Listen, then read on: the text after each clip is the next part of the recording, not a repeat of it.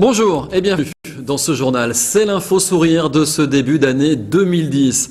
Des commerçants de la ville d'Herblay qui posent nus pour un calendrier. 16 commerçants, du caviste à l'esthéticienne en passant par la coiffeuse ou encore le boucher avec un gigot en guise de cache-sexe. Une initiative pour la bonne cause. L'intégralité de la vente des 1000 calendriers sera reversée à l'association Rêve, une association qui réalise les souhaits des enfants malades. Plus d'infos dans ce sujet signé Brice Martinelli. Voilà monsieur. Merci beaucoup. Je vous en prie. L'ambiance était à la rigolade ce matin dans le centre-ville d'Herblay. La cause, un calendrier dans lequel les commerçants du coin posent dans le plus simple appareil. Ah bah, moi ça me fait rigoler, déjà fallait oser parce que c'est jamais évident hein. Parce que quand on le dit c'est facile mais se mettre devant le fait accompli c'est pas facile. Mon frère a découvert des commerçants qui l'ignoraient totalement, des commerçantes, oui. Et il va maintenant aller se fournir là-bas régulièrement, nous a-t-il dit. Donc c'est positif commercialement.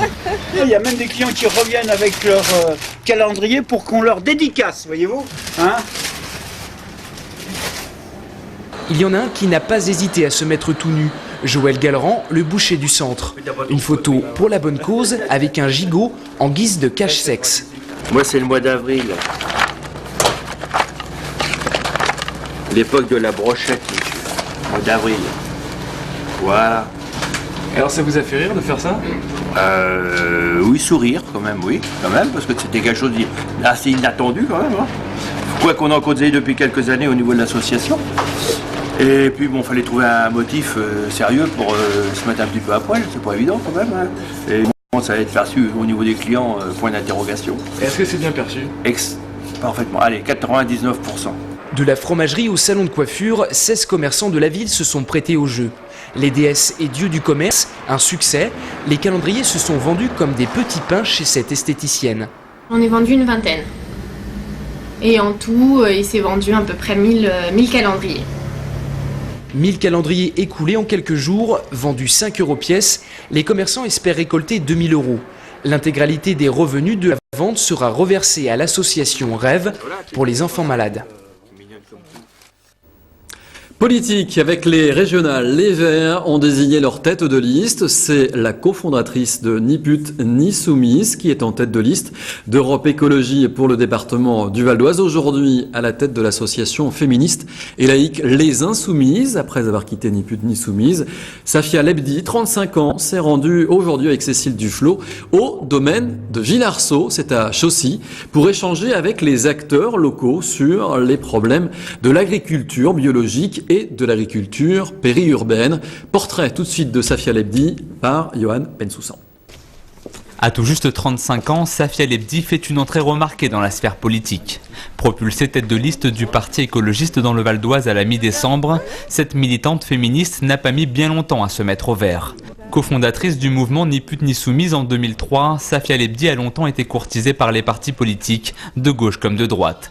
Aujourd'hui, c'est avec les Verts qu'elle a décidé de franchir le pas. Les autres partis, c'est vrai que c'est un peu plus verrouillé, c'est plus... Ce que proposent souvent à des jeunes comme moi, c'est une visibilité de jeunes issus de l'immigration. Et là, c'était pas le cas. On propose de venir et d'essayer d'apporter mes compétences. Galvanisé par leur bon score aux dernières élections européennes, aujourd'hui le Parti Vert est devenu tendance. Et ça, la candidate en Ile-de-France, Cécile Duflot, l'a bien compris. Dans le sillage de Safia Lebdi, ils sont nombreux les militants associatifs à s'être engagés aux côtés des Verts pour cette élection régionale. On est vraiment dans la diversité des parcours, mais la volonté commune de s'engager au service d'un projet partagé. C'est vraiment ça, c'est-à-dire que c'est des gens qui ont une histoire différente, qui ont eu des engagements différents et qui ont envie maintenant d'agir aujourd'hui ensemble, justement avec cette diversité, mais politiquement et sur le terrain et dans les institutions. Avec ces nouveaux visages, les Verts espèrent changer quelque peu leur image un peu bobo et séduire un électorat populaire qui leur a souvent fait défaut. Cela tombe bien, Safia Lebdi espère au plus vite poursuivre sa campagne dans les banlieues du Val d'Oise, un terrain qu'elle connaît le mieux. Politique, toujours avec les vœux du président du Conseil général du Val d'Oise à la presse locale. C'était ce matin. Contrairement à l'année dernière, Didier Arnal n'a pas pu annoncer clairement les grandes lignes de la politique départementale pour cette année 2010. En cause, selon lui, le flou qui règne encore sur les finances locales avec la réforme territoriale voulue par le gouvernement. Mais ce discours a été l'occasion pour le socialiste d'annoncer la tenue d'une journée de réflexion sur la presse dans le Grand Paris, à l'image des États généraux des transports organisés en septembre dernier. On écoute Didier Arnal tout de suite. Je crois qu'il y a aussi une responsabilité de l'information pluraliste, de l'information de qualité, et qui passe inévitablement par des professionnels. C'est vrai dans des tas de secteurs, c'est aussi vrai dans celui de l'information. Donc là encore, créer un événement, en tout cas une journée de réflexion, dont les modalités de mise en place et de constitution restent à définir, et très certainement avec les premiers concernés, à la fois donc vous-même, à la fois qui comprendrait le département, mais aussi au-delà, puisque l'intérêt de ces techniques d'information, de ces nouvelles techniques d'information, je le disais à l'instant, c'est d'être en contact aussi bien avec son voisin qu'avec quelqu'un qui est à l'autre bout de la planète. Et je crois que ça mérite et ça nécessite qu'on regarde et qu'on appréhende ça de près.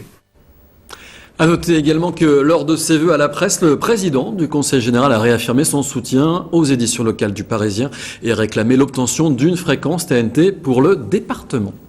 Allez, du sport maintenant. En bref, savez-vous qu'un Valdoisien participe actuellement à la 32e édition du Dakar? Il s'appelle Ronald Basso, il habite Saint-Gratien et il dispute pour la première fois donc la célèbre compétition en compagnie de son père Jean-Claude. À bord de leur Toyota Land Cruiser, le duo père-fils occupe la 71e place du classement général après 3 étapes. Retrouvez les résultats de l'équipage tous les jours sur notre site internet vonews.fr. Sport toujours avec du tennis de table. Ce soir, pour la reprise du championnat de France de Pro A, le leader pontois Sergi défie son dauphin Angers à l'extérieur. Ce match qui compte pour la 8e journée du championnat est donc crucial pour les hommes de Christian Adam. Le résumé de la rencontre sera disponible sur notre site internet vonews.fr. Voilà, ce journal se termine. Merci encore de l'avoir suivi. L'info continue bien sûr sur vonews.fr. À demain.